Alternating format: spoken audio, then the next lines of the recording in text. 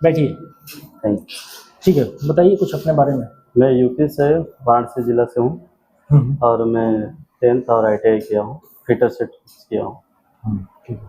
आपको यहाँ प्लेसमेंट जो हो रहा है उसके बारे में कैसे पता लगा? मेरे दोस्त के बारे में से पता दोस्त से पता लगा। ठीक है, तो अभी आप इंटरेस्टेड हो कंपनी में काम करने के लिए? यस सर, करने के लिए। ठीक है, अपनी फैमिली के बारे में आप कुछ बताओगे? फैमिली में कौन कौन है, स्पेशली जो कमाने वाले लोग हैं? कमाने वाले 2 भाई हैं, तो एक सिस्टर हैं, अभी वो तो पढ़ाई के दौर पे हैं अभी। तो आपको ऐसा लग रहा है कि अभी आपको काम करने की ज़रूरत है, या फिर दोस्त और दूसरे लोग इंटरव्यू में आ रहे हैं, कैंपस प्लेसमेंट ड्राइव के अंदर पार्टिसिपेट कर रहे हैं, तो आप उनके साथ आपने भी सोचा कि चलो ठीक है घूम के आते हैं, देख के आते हैं, या फिर आपको सच में ऐसा है कि जॉब करने की ज़रूरत लग रही है? देखिए सर, जॉब करने की तो सबकी ज़रूरत होती है और हर कोई लाइफ में अपने अचीवमेंट और पैसे सोचते हैं कि टाइम से मिले और आगे बढ़े।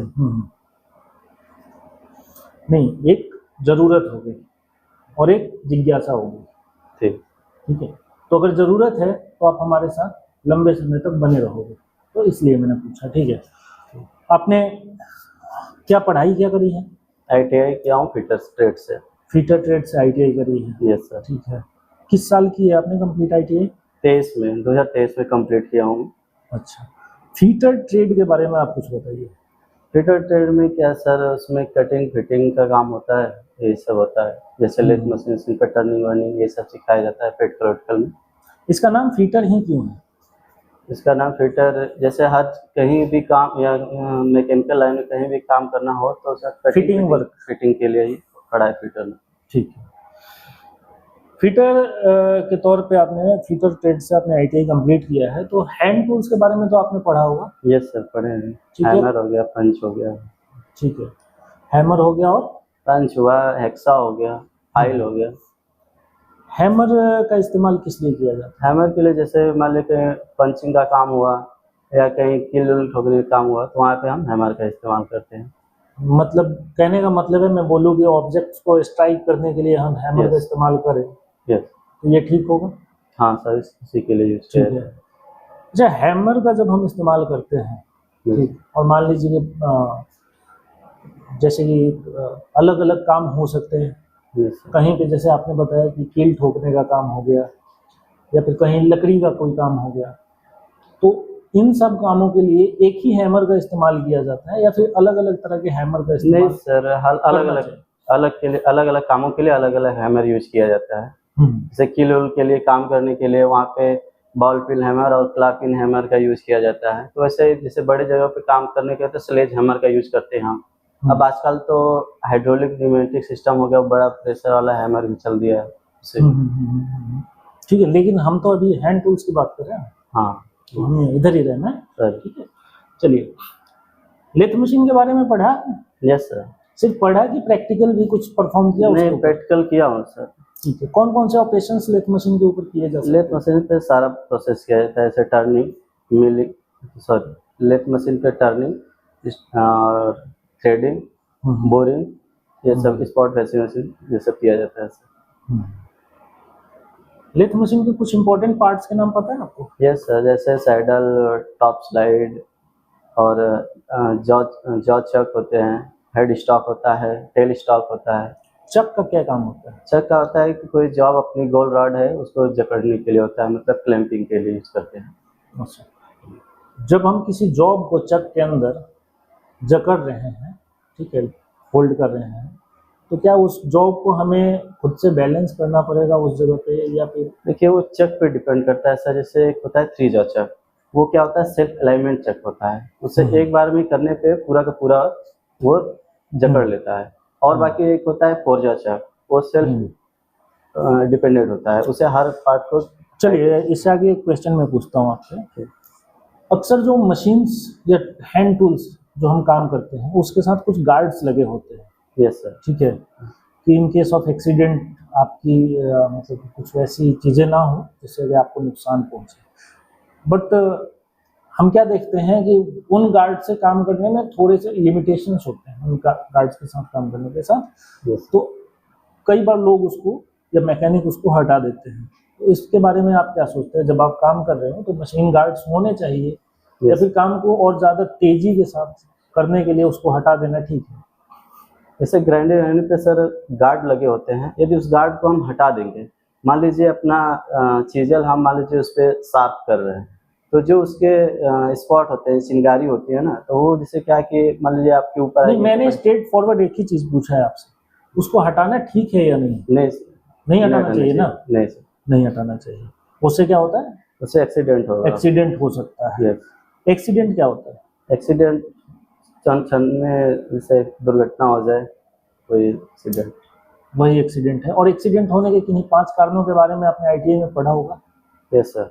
कौन कौन से वो कारण हो सकते जैसे मान लीजिए आप शॉप में हैं तो बिना हैंडल का फाइल यूज करना, बिना जैसे मतलब कि कहीं बेंच वाइस हुआ, तब वहाँ पे हम जो टूल का यूज करना, वो टूल को यूज न करके हम हैमरिंग करेंगे, तो वहाँ पे टूल्स भी नुकसान हो मतलब इसको गया। बोल सकते हैं जानकारी की कमी के कारण। हाँ ठीक है।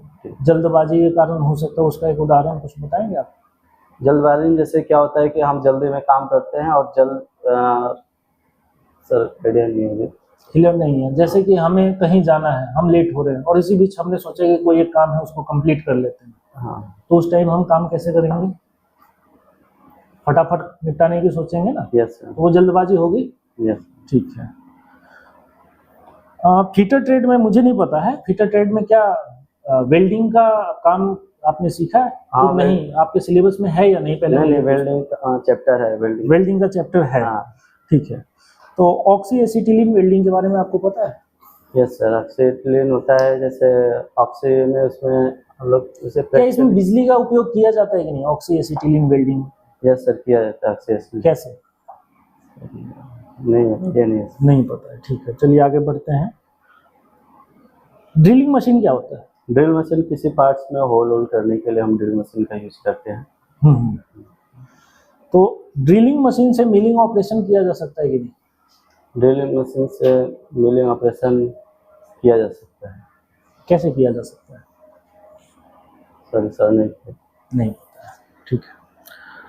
आपने और क्या क्या पढ़ा था आईटीआई में? क्या क्या सीखा था, ये बोले तो ठीक है। प्रैक्टिकली नॉलेज सीखे थे, और इसे हर जैसे हुआ employability skill, WCS। Employability skill क्या होता है? ये अपने एक तरह से अपने अंदर प्रोफेशनल स्किल को इम्प्रूव करना, वही सब चीज़ें। जैसे प्रोफेशनल स्किल्स कौन कौन से? जैसे मान लीजिए आप इंटरव्यू देने दौरान आप कैसे कपड़े पहनते हैं, कैसे बोल रहे हैं अगले से, कैसे क्या कर रहे हो, कैसे बिहेव कर रहे हैं, वो ये सारी चीज़ें आप सीखते हैं। ठीक है। राइटिंग स्किल के बारे में आप जानते हैं? हाँ, लिखने वाला ना। क्या होता है? नहीं सर। जैसे आप किसी ऑफिस में जा रहे हो और आपका कोई काम है, तो उसके लिए कई बार तो हम जाके शब्दों में लोगों को बता देते हैं कि ये पर्पस है, ये काम है, ये मुझे करना है, लेकिन कई बार हमें उन चीज़ों को लोग बोलते हैं कि ठीक है आप लिख के दीजिए। तो इसके बारे में आपने एम्प्लॉयबिलिटी स्किल के चैप्टर्स में पढ़ा था? कोई एप्लीकेशन ड्राफ्ट करना, कोई लेटर लिखना? हाँ सर, जैसे एप्लीकेशन से लिख कर देना, तो अच्छा, आपने कई बार जो है बात करते हुए टीम वर्क के बारे में सुना होगा। क्या? टीम वर्क क्या होता है? नहीं सर।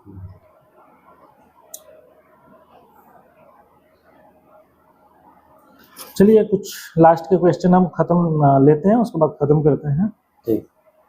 ठीक है। फाइल्स के बारे में जानते हैं आप? फाइल्स के बारे में? यस। क्या होता है? जैसे कोई कहीं फिटिंग वटिंग करना हो तो हम एक रेसिंग उसे फिनिश करके सब फाइल का ही यूज करेंगे। फाइल एक कटिंग टूल है या नहीं? कटिंग टूल से। अच्छा, किस तरह का कटिंग टूल है? Single point, multi point? Multi point cutting tool है। ठीक है। फाइल को हम हेक्सा के तौर पे इस्तेमाल कर सकते हैं कि नहीं कर सकते? ठीक है। आप जो जॉब अभी करना चाहते हैं, यस, तो इसके बारे में अपनी फैमिली में आपने डिस्कस किया? यस सर, तभी तो आया हूँ करके। ठीक है। अगर हम आपको ज्वाइन करने के लिए ज्वाइनिंग के लिए एक डेट देते हैं, जैसे अगले महीने 15 तारीख को हम आपको बुलाएं, तो उस डेट तक आप पहुंच जाएंगे? जी सर, पहुंच जाएंगे। अच्छा, कंपनी यहाँ से, चूँकि आपको पता है कि 1500 किलोमीटर दूर है। यस। और अभी रेलवे टिकट के को लेकर काफ़ी दिक्कत चल रही है, तो कैसे आप इसको मैनेज करेंगे? सर टिकट देखेंगे, यदि नहीं मिलेगा तो चालू टिकट लेके चले आएंगे।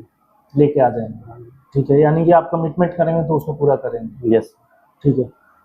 जॉब आप ज्वाइन करते हैं तो आपको वहाँ बहुत सारे लोगों के बीच काम करना होगा, ठीक है, कुछ आपके सीनियर्स भी होंगे, और कंपनी में काम करने के दरमियान ऐसा हो सकता है कि कभी कभी कुछ प्रॉब्लम्स हो, आपको कुछ चीज़ें फेस करनी पड़ जाए, कोई आपसे र्यूडली बात करता है, ठीक, तो उस कंडीशन में आप कैसे पेश आएंगे?